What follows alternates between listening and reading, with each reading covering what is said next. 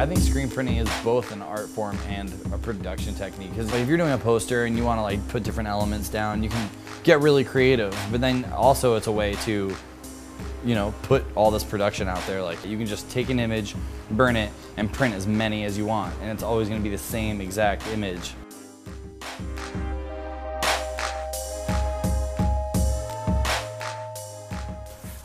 This is kind of like my version of chopping wood. The original design came from a photo that I took, and then I just went at it with a Sharpie and a whiteout pen and just created this kind of like, you know, ultra contrasty image. But then after making the posters and after, you know, getting better at silk screening and things like that, I realized that I wanted it to be the same every single time. So then I went ahead and created like a vector image of it that's like the exact same width, the exact same height, like just so it's exactly the same every single time. Silk screening just offers a much cleaner version of a stencil. And it allows me to make a lot of images for not a lot of money.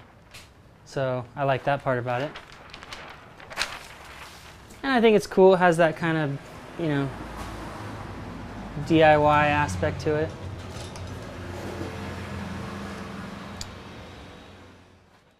I think a lot of people had brought out screens, but I have never seen anybody do silk screening kind of the way that we do.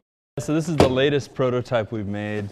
We've taken a normal press and kind of just distilled down, maybe even dumbed it down, because most presses are really big and heavy and not portable at all. So that's the reason that silk screening was not really done in the public forum so much. A lot of people had heard of silk screening, or they had owned a silk screen shirt or a silk screen poster or something, but they didn't really understand how silk screening was done. And there we were, right at the middle of this party, making shirts, and it was just as much entertainment of watching, you know, us make shirts as it was about getting a shirt. I used to say that everybody is an artist, and I kind of think that, but I do believe that everybody is an art director. You know, everybody knows what they like and what they don't like, and people might not become ultimate creators of the perfect graphics that are in their head or that they like or things like that, but I think that there is a better appreciation of arts that way. My name's Andrew Holder. I am an illustrator artist person, and we are in my studio. My screen printing is pretty much my fine art. I do that intentionally, like that's what I'm trying to do with my prints. I'm not trying to make, you know, 1,000 prints, and it's not a big commercial thing. It's just my way of presenting what I do. And I do smaller batches, I think, for that reason. It makes each one a little more special. You know, even though there are like probably 30 of them out there. My dad came over, and he didn't know anything about screen printing.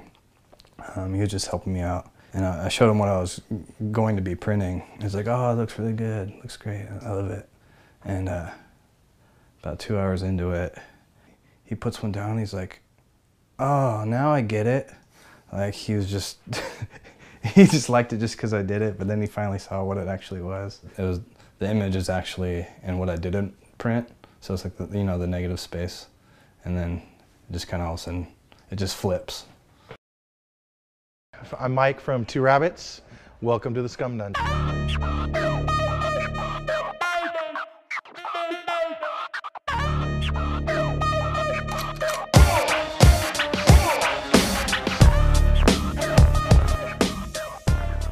I mean, a lot of the designs have to do with the band, you know, the music, how much we like the band, how busy we are. It just depends, you know, what's coming up. Like there's some bands that we'll do work for and we instantly know what we should do.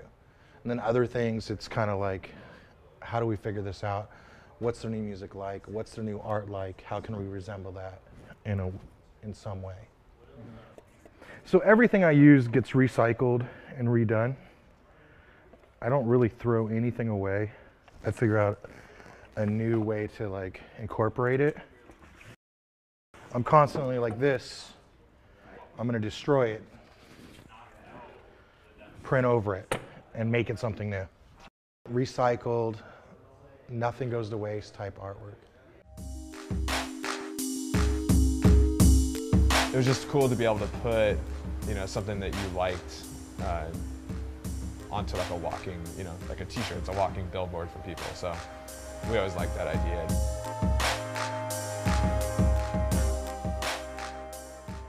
Five, yeah.